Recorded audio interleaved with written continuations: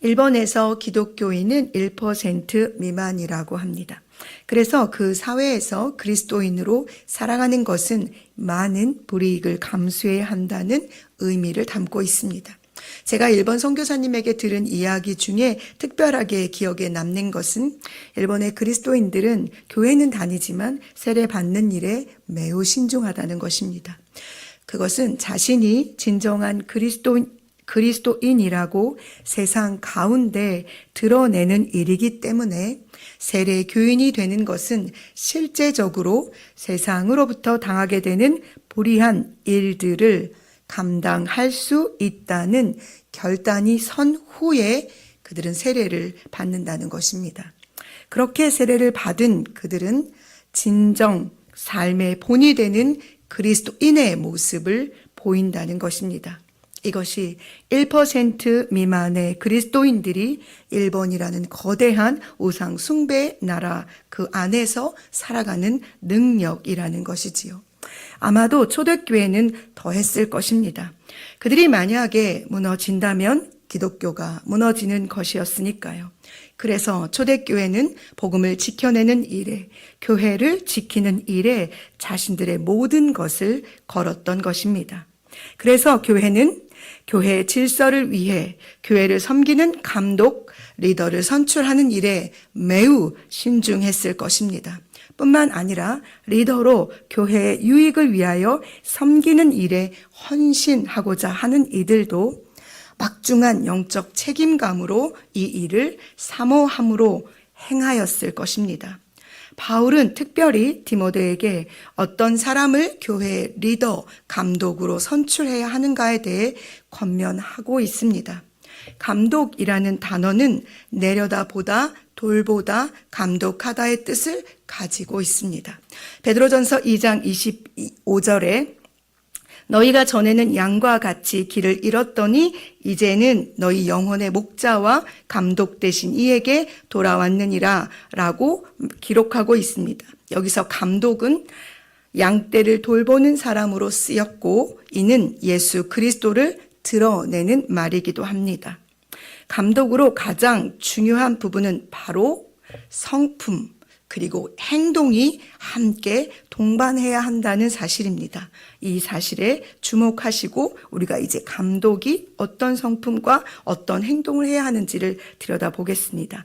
2절에서 5절까지 먼저 책망할 것이 없으며 라고 기록되어 있습니다. 즉 감독으로 교회 안에서 권위가 공격당하지 않도록 어느 것에서도 책망할 것이 없어야 한다는 것을 의미합니다.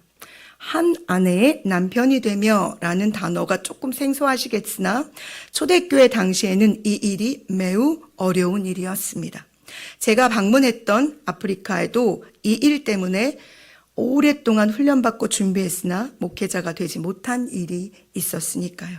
일부 다처제가 너무 당연한 나라들이 많았고 그런 일로 인하여서 이 덕목은 매우 중요한 감독의 덕목 중에 하나가 되었습니다. 절제하며 감독은 술이나 다른 육체적 쾌락을 삼가하고 영적으로 깨어있는 상태를 유지해야만 합니다. 더욱이 신중해야 하지요. 건전한 정신에 자제하는 차분한 의미를 담고 있는 이 단어는 흔들리지 않는 영적 평안함으로 말미암은 삶의 질서를 의미하고 있습니다. 단정하며 라는 단어의 뜻은 질서 있는, 예의 바른, 명예로운이란 뜻을 가지고 있습니다. 이는 점잖으며 정중하게 행동한다는 뜻을 가리킵니다. 나그네를 대접하면은 당시 신앙을 지키기 위해 핍박받는 그리스도인들이 사방으로 흩어져 다니고 있었기에 그들이 하루 쉴 만한 공간을 원할 때 이들은 자기의 집을 내주어 그들을 쉬게 해 주어야 했습니다. 가르치기를 잘하며 라는 뜻은 세상의 어떤 지혜를 가르치는 것이 아니라 하나님의 말씀을 잘 가르칠 뿐만 아니라 그 말씀을 자기도 자기의 삶에 적용하며 살아내는 사람이어야 했습니다. 술을 즐기지 아니하면은 술을 가까이 두지 않는다는 의미를 가지고 있습니다. 너무나 잘 아시듯이 구타하지 않고 오직 관용하며 라고 되어 있는데, 관용이라는 뜻은 호의적인, 친절한, 참을성 있는, 동정심 많은, 관대한, 다정한 등의 의미를 갖고 있습니다. 다정한 감독이 교회에 있다면 참 좋겠습니다. 다투지 아니하며, 돈을 사랑하지 아니하며, 자기 집을 잘 다스려 자녀들로 모든 공손함으로 복종하게 하는 자라야 감독의 위치에 설 수 있습니다. 물론 경계해야 될 부분도 있습니다. 새로 입교한 자는 안 됩니다. 왜냐하면 교만하여져서 마귀를 정죄하는 그 정죄에 빠질 우려가 있기 때문에 그렇습니다. 또한 외인에게도 선한 증거를 얻는 자라야 합니다.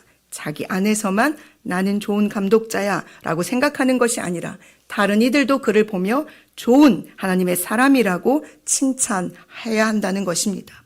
이 또한 비방과 마귀의 올무에 빠질까 염려되기 때문입니다. 교회 리더가 되는 일이 부담스럽고 무거우십니까?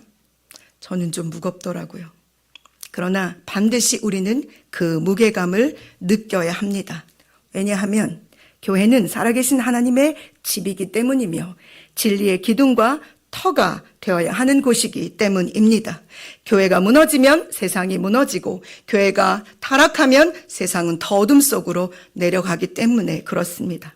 거룩하신 하나님과 우리가 만나는, 하늘과 땅이 만나는 영적인 공간, 하나님의 나라가 바로 교회이기 때문입니다.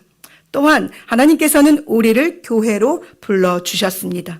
우리가 우리의 머리를 그리스도에게 내어드릴 때 우리는 거룩한 전 성전이 되는 것입니다. 그러니 오늘 우리가 함께 나눈 이 감독의 성품과 그의 행동, 그리고 그가 경계해야 할 이 수많은 일들은 바로 각자 교회로 부름받은 우리가 지켜내야 할 거룩한 부담, 바로 그것이기 때문입니다. 사랑하는 여러분, 세상은 우리를 통해 하나님의 나라를 보게 될 것입니다. 이것은 매우 중요한 사실입니다. 나아가 우리는 반드시 하나님의 나라를 그들에게 전해야 할 통로로 살아내야만 한다는 사실을 기억하셔야 합니다. 하나님께서 여러분과 저를 충성되이 여겨 맡겨주신 이 귀한 직분, 교회로서의 이 사명을 거룩한 부담감을 가지고 오늘도 감당하는 하루가 되기를 간절히 소망합니다. 기도하시겠습니다.